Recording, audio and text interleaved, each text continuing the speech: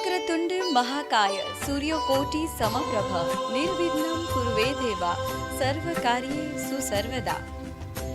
આપણે કોઈ પણ કાર્ય શુભ કાર્ય કરતા હોઈએ ત્યારે ગણપતિ દાદાની સ્થાપના કરીને અને ગણપતિ દાદાનું નામ લઈને શુભ કાર્ય કરતા હોય છે. તેની પણ ઇતિહાસમાં ખૂબ સુંદર મજાની વાત છે કે ગણપતિ દાદા આપણા દરેક વિઘ્નો હરી લેતા હોય છે. અને ગણેશ ચતુર્થીનો તહેવાર સમગ્ર ભારત વર્ષમાં ખૂબ ધામધૂમથી ઉજવાય છે. એવું પણ કહેવાય છે કે આ તહેવાર એકતાનો તહેવાર છે.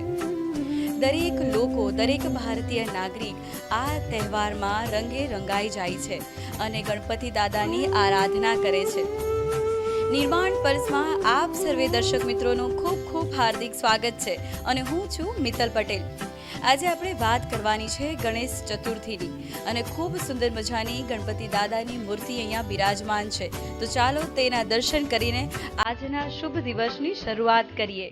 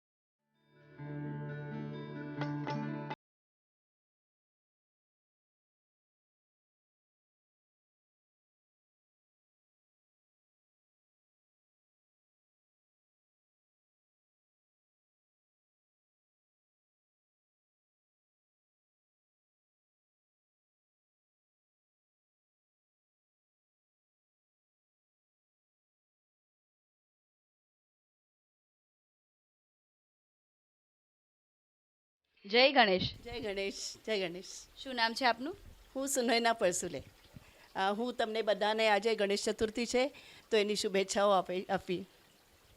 તમને પણ ખૂબ ખૂબ શુભકામનાઓ કે તમે ખૂબ સુંદર મજાના ગણપતિ દાદાને તમારા ઘરે બિરાજમાન કર્યા છે અને ઘણા વર્ષોથી આપ ગણપતિ દાદાની સેવા અને પૂજા કરો છો. નિર્માણ પર્સમાં આપનું ખૂબ ખૂબ હાર્દિક સ્વાગત છે. ગણપતિ દાદાની વાત કરવામાં આવે તો વિઘ્નહર્તા દેવ છે. તો વિઘ્નહર્તા દેવ નામ કેમ પડ્યું? વિઘ્નહર્તા એટલા માટે કે માણસના જીવનમાં અલગ અલગ દુઃખો આવે છે, સમસ્યાઓ આવે છે અને એ સમસ્યાનું નિરાકરણ કરે છે એવો દેવ એ ગણેશ, એટલે એમને વિઘ્નહર્તા કહેવાય છે. અને આ ગણેશ ચતુર્થીનો ઉત્સવ સમગ્ર ભારતમાં ખૂબ ધામધૂમથી ઉજવાય છે. તેની પણ એક હિસ્ટ્રી છે. તો આપ કેટલા વર્ષોથી બિરાજમાન કરો છો અને તેનો ઇતિહાસ શું છે? મારા ઘરમાં તો લગભગ મારું લગ્ન થયા પછી, એ પહેલાંથી મારા સાસુ તો કરતા જ હતા, પણ એ પછી એટલે લગભગ 35-37 વર્ષથી હું આ બધું પૂજન અર્ચન બધું કરું છું, સરસ ડેકોરેશન કરું છું અને હવે આ વારસો મારા છોકરાઓ સુધી પહોંચી ગયો છે. એ લોકોએ બહુ સરસ ઇન્ટરેસ્ટ લઈને અને સરસ કરે છે, મહેનત કરીને. અને ઇતિહાસમાં આપણે જઈએ તો લોકમાન્ય ટિળકે આ ગણેશોત્સવ એટલે સાર્વજનિક ગણેશોત્સવનું એને સ્વરૂપ આપ્યું. સૌથી પહેલાં તો મરાઠા સામ્રાજ્યમાં શિવાજી મહારાજની કાળમાં ઘેર ઘેર તો ગણેશની પૂજા અર્ચા થતી જ હતી. એ ઉત્સવ થતો હતો પણ એ ઘરમાં થતો હતો. પછીથી લોકમાન્ય ટિળકે એને સાર્વજનિક સ્વરૂપ આપ્યું, કેમ કે ત્યારે સ્વાતંત્ર્ય સંગ્રામ ચાલતો હતો અને એ સ્વાતંત્ર્ય સંગ્રામનો સંદેશ લોકો સુધી પહોંચે એટલા માટે એમને સાર્વજનિક સ્વરૂપ આપ્યું, જેમાં એ ભાષણો અને દેશભક્તિ પર ગીતોથી લોકોને એ સંદેશો આપતા હતા. 1894માં એમના ઘરે વિંચુરકરવાડા પુણેમાં એમના ઘરે એમના નિવાસસ્થાને સૌથી પહેલાં સાર્વજનિક ગણેશોત્સવની શરૂઆત થઈ. પછીથી લગભગ 100 જેટલા સાર્વજનિક ગણેશોત્સવ પુણેમાં શરૂ થયા અને આજે તો આપણે જોઈ રહ્યા છે બધી જ જગ્યા ભારતમાં દરેક રાજ્યમાં બહુ ધામધૂમથી આપણે સાર્વજનિક ગણેશોત્સવ ઉજવી રહ્યા છે. પણ ટિળકે શું કર્યું? રાષ્ટ્રવાદનો સંદેશો આપ્યો. રાષ્ટ્રવાદ, યસ.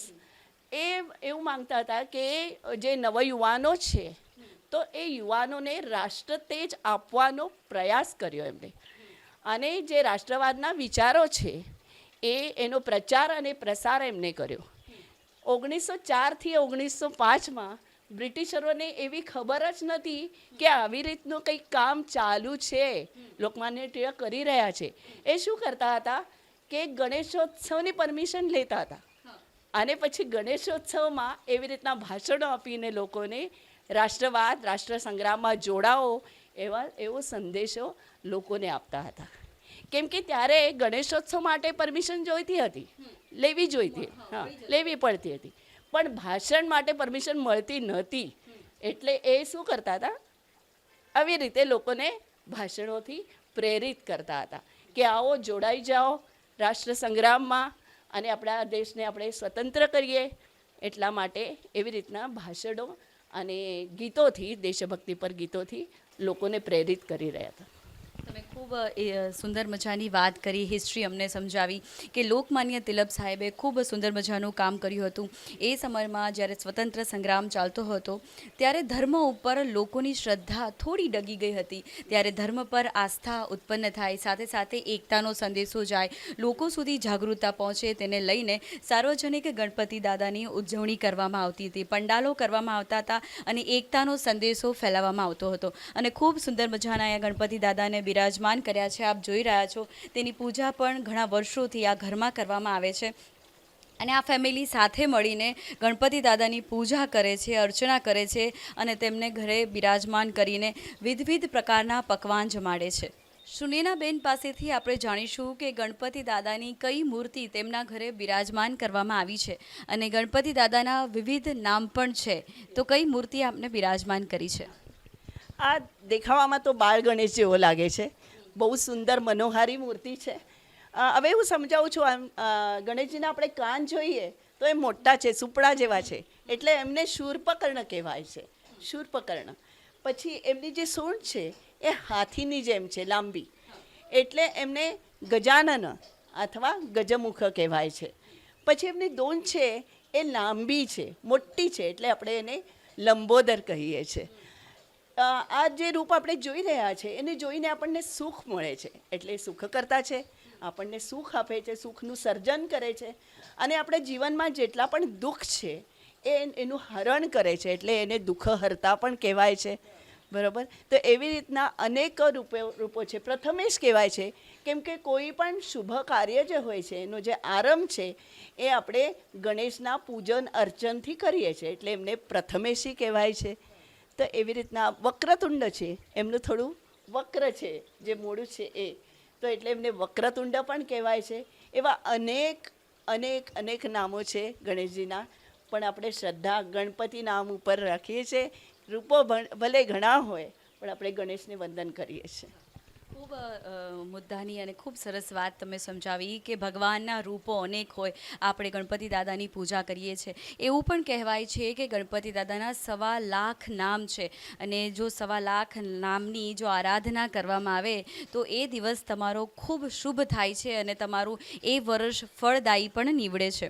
પરિવારના બીજા પણ સભ્યો છે, તેમની પાસેથી પણ જાણીશ કે ગણપતિ દાદાની મૂર્તિ તેઓ ઘણા વર્ષોથી બિરાજમાન કરે છે, તો વિધિ કેવી કરે છે? પરિવારના સદસ્ય છે તેમની પાસેથી જ જાણીએ કે ગણપતિ દાદાની જે મૂર્તિ બિરાજમાન કરવામાં આવે છે તો કેવી વિધિવત કરવામાં આવે છે. आपका खूब खूब हार्दिक स्वागत है निर्माण पल्स में. तो गणपति दादा की जो आपके घर में पूजा की जाती है वो आप कैसे करते हो और घर में कौन करता है ये पूजा? घर में हम, आपका नाम क्या है? सॉरी, मेरा नाम क्षितिज है और घर में हम पूजा या तो मैं या मेरा बड़ा भाई करते हैं. हम गणपति के अगले दिन ही शाम को मूर्ति लेकर आते हैं और उसे घर में ढक कर रखते हैं. दूसरे दिन सुबह पूरा घर साफ़ करके और फिर जैसे हम रेगुलर पूजा करते हैं वैसे पूरा घर स्वच्छ करके उसके बाद सबसे पहले गणपति जी को बिठाते हैं और फिर उसकी विधिवत पूजा करते हैं, यानी प्राण प्रतिष्ठा से पूजा करते हैं।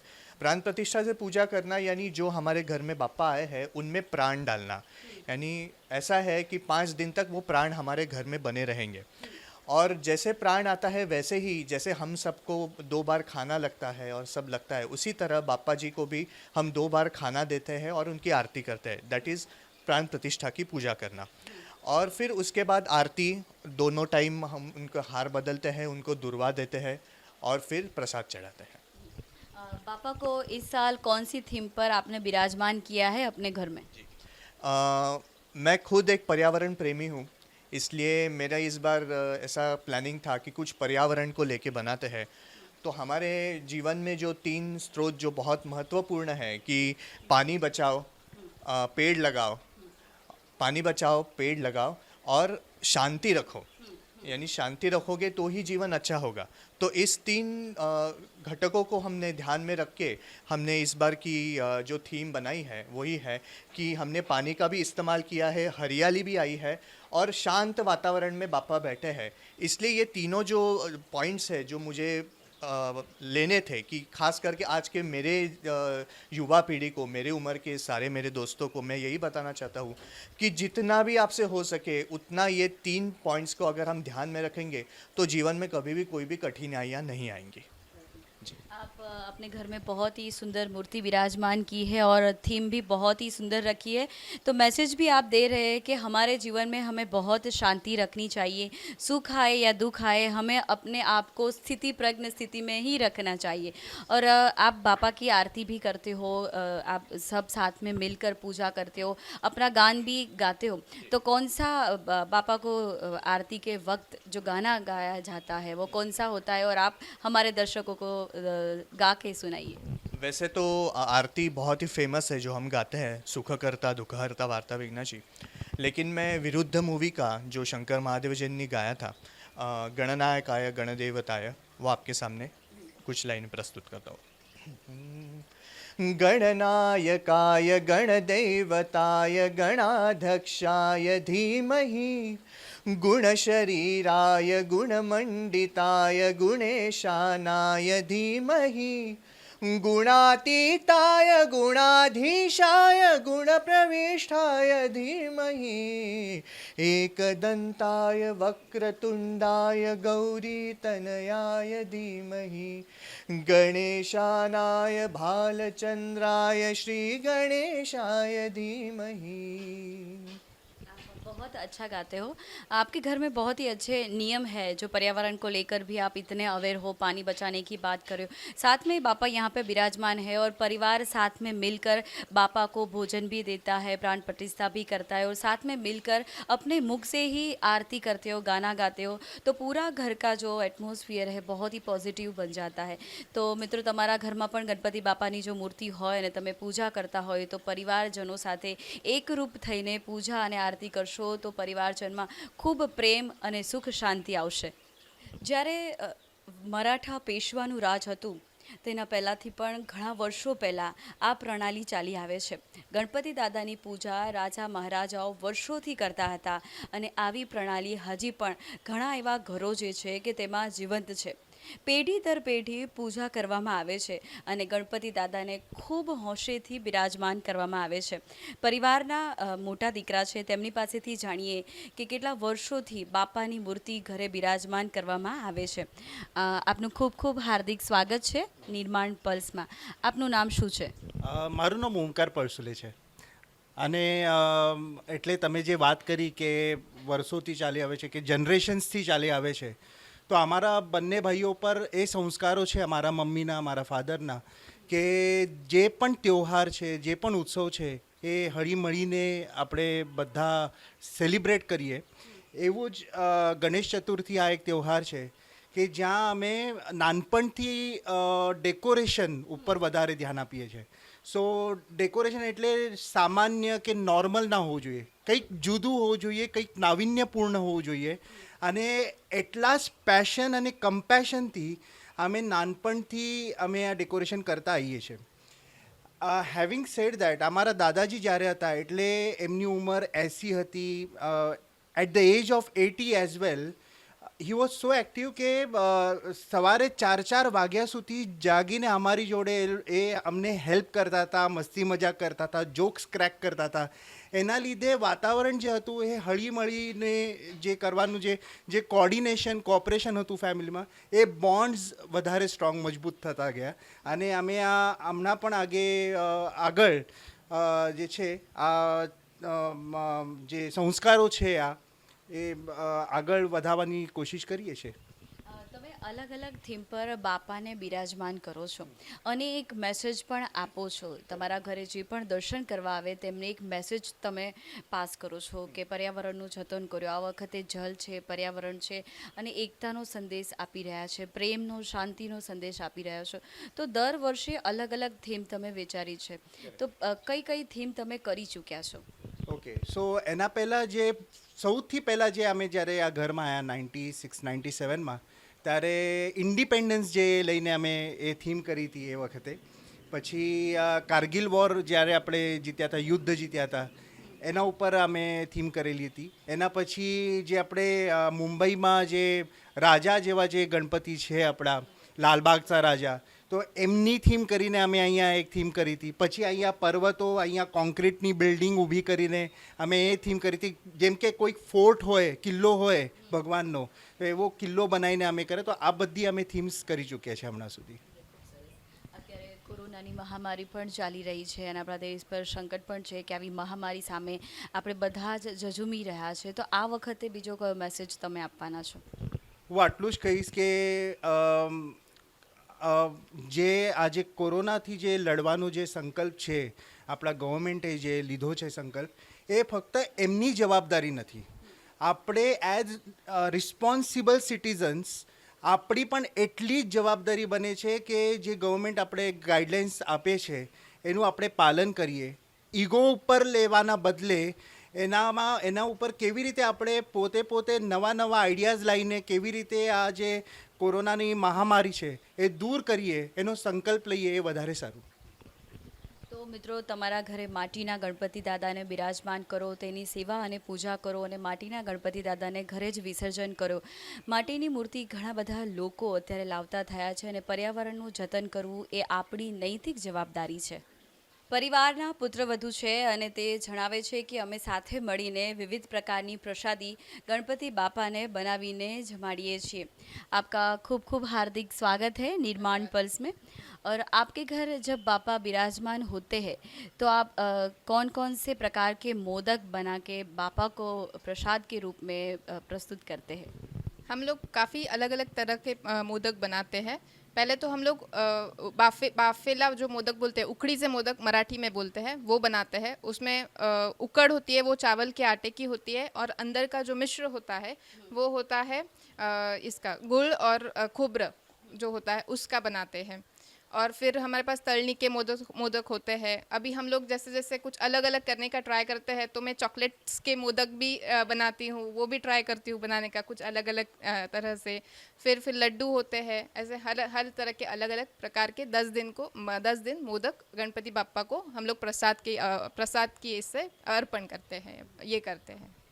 प्रसाद के रूप में अलग अलग प्रकार के मोदक बापा को आप अर्पण करते हैं और आपके घर पूरी थाल भी बनती है. जो आपके जो व्यंजन है आप बनाते हो घर में, साथ में मिलकर बनाते हो, तो उसमें क्या क्या बनता है? हाँ, व्यंजन नैवेद्य हम उसको बोलते हैं. हम उसमें सब कुछ होता है, लाइक कोशिम्बीर जैसे बोलते हैं, सलाड बोलते हैं हम लोग उसमें. फिर चटनी, मतलब आमटी, सब्जी, रोटी, सब कुछ होता है उसमें भी मोदक. हर दिन के हिसाब से कभी खीर बनती है, कभी शीरा बनता है. हर दिन सुबह शाम कुछ अलग अलग वैरायटी हम लोग बना के बापा को ये करते हैं. बाबा को आप अर्पण करते हो, पूरा परिवार साथ में मिलकर बनाता है और ये सब आरती और सब कहता है. तो 10 दिन आप कैसे निकालते हो, कैसे जाते हैं 10 दिन आपके? 10 दिन बहुत बहुत मज़े में जाते हैं हम लोग. तो बस मैं तो वेट ही करती होती हूँ कि कभी एक बार गणपति बाप्पा आए और ये सब लोग हम लोग डेकोरेशन करें, हम लोग सब मज़ा करें. फिर मैं, मम्मी और मेरी भाभी हम लोग सब मिल के सब बनाते हैं रसोई में इकट्ठे होके उखड़ी से मोदक। मम्मी हमको सिखाती है कैसे वो मोल्ड करना है। अभी तक इतना अच्छे से आता नहीं है जैसे मम्मी को आता है, तो वो हमको सिखाती है, तो बहुत मज़ा आता है। ये सब सीखने में भी मिलता है और अच्छा गणपति बप्पा का सब पूजा भी होता है, ये भी होता है। તો વિવિધ પ્રકારના મોદકો બનાવીને બાપાને અર્પણ કરવામાં આવે છે. પરિવારના મોટા પુત્રવધુ છે તેમની પાસેથી પણ આપણે જાણીએ કે જ્યારે બાપા બિરાજમાન કરવામાં આવે છે ઘરે, તો વાતાવરણ કેવું હોય છે ને બધા સાથે મળીને કેવી રીતે બાપાની આરાધના કરે છે. આપનું ખૂબ ખૂબ હાર્દિક સ્વાગત છે નિર્માણ પલ્સમાં. આપનું નામ શું છે? પાયલ પલસુલે. અને પાયલજી, તમે ઘરમાં કેવી રીતે બાપાની આરાધના કરો છો સાથે મળીને? એકચ્યુઅલી અમે બધા 5 જણ છે, તો અમે બધા મળીને બધું અલગ અલગ રીતેથી કામ કરીએ છીએ. કોઈ ડેકોરેશનનું કરે છે, કોઈ રસોઈનું કામ કરે છે, કોઈ બીજાને એકબીજાને મળીને શું જોઈએ છે શું નથી જોઈતું એ બધું વેચીને કામ કરીએ છીએ અમે. એટલે એકબીજાનું કામ વહેંચી દો છો અને પછી બધા સાથે મળીને કામ કરો છો. હા, અને કયું કીર્તન કે ગીત અમને સંભળાવશો? હું ગણપતિ બાપ્પાનું ગીત છે એ સંભળાવું છું. अशी चिक मोत्याची माळ होती ग 30 तोळ्याची ग, चिक मोत्याची माळ होती ग 30 तोळ्याची ग, जसा गणपतीचा गोंडा चौरंगी लाल बावटा ग, गणपतीचा गोंडा चौरंगी लाल बावटा ग, या चिक माळेला रेशमी मांसार दोरा ग, या चिक माळेला रेशमी मांसार दोरा ग, या रेशमाचा दोरात नारंगी माळ ओविली ग, रेशमाचा दोरात नारंगी माळ ओविली ग, अशी चिक मोत्याची माळ होती ग 30 तोळ्याची ग, चिक मोत्याची माळ होती ग 30 तोळ्याची ग, जसा गणपतीचा गोंडा चौरंगी लाल बावटा ग, गणपतीचा गोंडा चौरंगी लाल बावटा ग. ગણેશોત્સવની એક બહુ સારી વાત છે સાર્વજનિક ગણેશોત્સવની. આમાં છે ને કે એકતા જળવાય છે.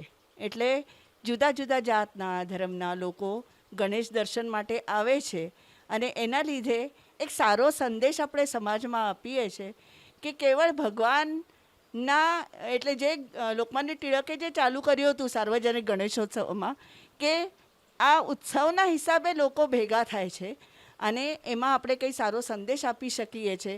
જે અત્યારે સામાજિક સમસ્યા હોય છે તો એ સમસ્યાનો ઉકેલ લાવવા માટે આપણે કંઈ સારો સંદેશ જ્યારે સમાજ ભેગો થાય ત્યારે આપી શકીએ છીએ. જેમ કે આજકાલ સાર્વજનિક ગણેશોત્સવમાં અનેક પ્રકારના દેખાવો ઊભા કરે છે લોકો, જે સામાજિક સમસ્યાઓ છે, બેટી બચાવો, સ્ત્રી ભ્રૂણ હત્યા છે, તો એવી રીતના સંદેશા લોકો આપે છે સાર્વજનિક ગણેશોત્સવમાં.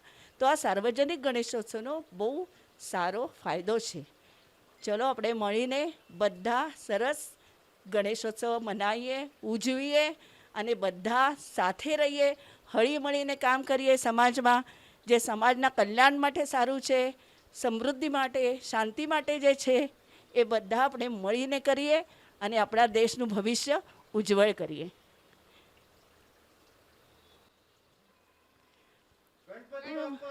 મોર મંગલ મૂર્તિ મોરયા રે બાપા મોરયા રે, મોરયા રે બાપા મોરયા રે, મોરયા રે બાપા મોરયા રે બાપા મોરયા રે, મોરયા રે બાપા મોરયા રે.